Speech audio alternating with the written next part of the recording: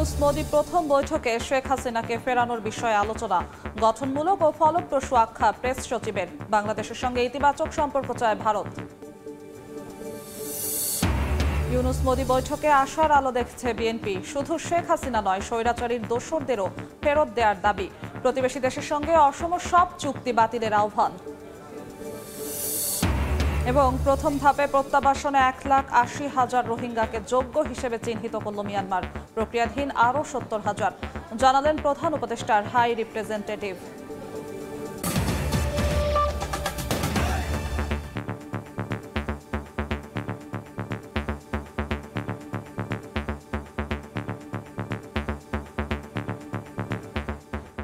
জনপদের সময়ের সঙ্গে আছি আমি জিন্না তারা যশোয়া। থাইল্যান্ডে বিমস্টেক সম্মেলনের সাইডলাইনে বহুল আলোচিত বৈঠকে মিলিত হলেন বাংলাদেশের প্রধান উপদেষ্টা ডক্টর মোহাম্মদ ইউনূস ও ভারতের প্রধানমন্ত্রী নরেন্দ্র মোদি। দুই নেতার মধ্যে আলোচনায় শেখ হাসিনাকে ফেরত, সীমান্ত হত্যা বন্ধ সহ বিভিন্ন বিষয়ে স্থান পেয়েছে বলে জানান প্রধান উপদেষ্টার প্রেস সচিব শফিকুল আলম। এছাড়া গঙ্গার পানি বন্টন চুক্তি ও তিস্তা প্রকল্প নিয়েও কথা হয়। বাংলাদেশ ও ভারতের সরকার প্রধানের বৈঠকটি গঠনমূলক ও ফলপ্রসূ হয়েছে বলেও উল্লেখ করেন শফিকুল আলম। ব্যাংকক থেকে নাজমুস সালেহী রিপোর্ট। সব জল্পনা কল্পনার অবসান ঘটিয়ে অন্তর্বর্তী সরকারের প্রধান উপদেষ্টার সঙ্গে বৈঠক হল ভারতের প্রধানমন্ত্রী নরেন্দ্র মোদির। থাইল্যান্ডের ব্যাংককে সাংগ্রিলা হোটেলে বিমস্টেক সম্মেলনের সাইডলাইনে অনুষ্ঠিত হল বহুল আলোচিত এই বৈঠক।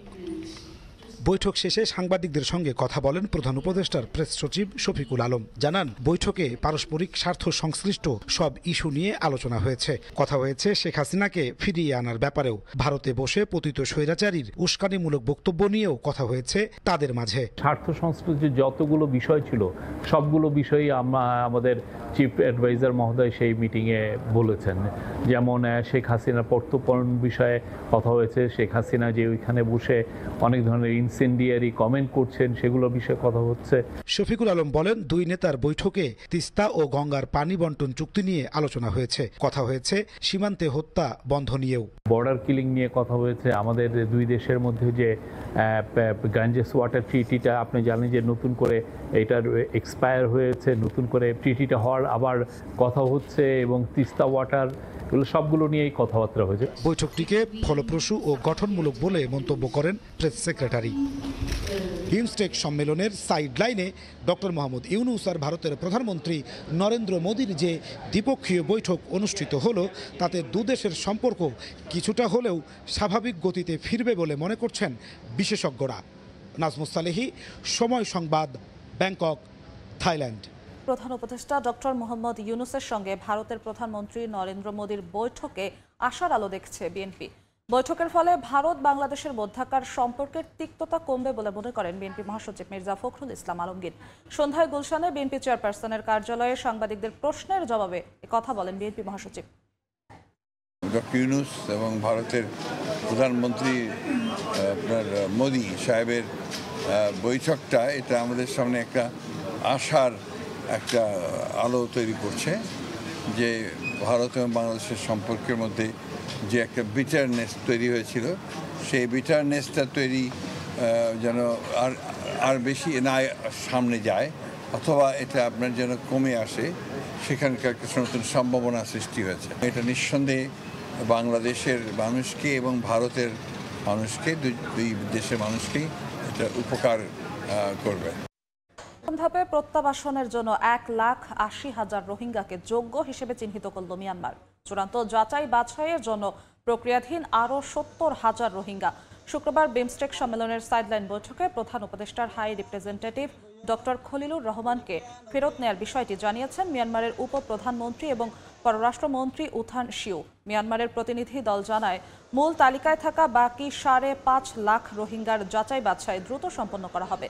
2018 থেকে 20 সালে 6 ধাপে 8 লাখ রোহিঙ্গার তালিকা মিয়ানমারকে দিয়েছিল বাংলাদেশ।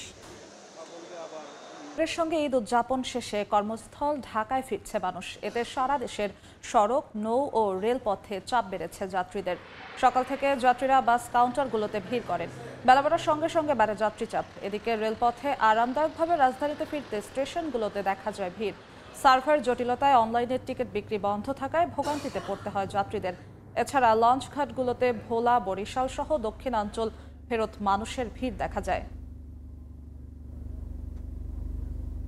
সাতক্ষীরার খোলপেটুয়া নদীর রিং বাঁধের কাজ আগামী 24 ঘন্টার মধ্যে শেষ হবে বলে জানিয়েছে পানি উন্নয়ন বোর্ড। সকালে সেনাবাহিনী ও স্থানীয়দের সহায়তায় পঞ্চম দিনের মতো কাজ শুরু করে পানি উন্নয়ন বোর্ড। এ বাঁধের কাজ শেষ হলে বন্ধ হবে গ্রামাঞ্চলে জোয়ারের পানি ওঠা। এদিকে টেকসই বেড়িবাঁধের দাবিতে বেলা 11টায় মানববন্ধন করেন ভাঙন কবলিত বাসিন্দারা। দেখছেন জনপদের সময়। ঈদের পঞ্চম দিনেও বিভিন্ন বিনোদন কেন্দ্রে ভিড় করেছেন মানুষ। সকাল থেকে জাতীয় চিড়িয়াখানায় ছোট সোনামণিদের সঙ্গে নিয়ে এসেছেন বাবা মা। চিড়িয়াখানায় বাঘ, সিংহ, হাতি দেখে শিশুদের আনন্দের যেন শেষ নেই। অন্যান্য বিনোদন কেন্দ্রগুলোতেও প্রিয়জনের সঙ্গে হই হুল্লোড়ে মাতেন সব বয়সী মানুষ। কক্সবাজারেও পর্যটকরা মেতেছেন বাঁধ ভাঙা আনন্দ উল্লাসে। এই ছিল জনপদের সময়।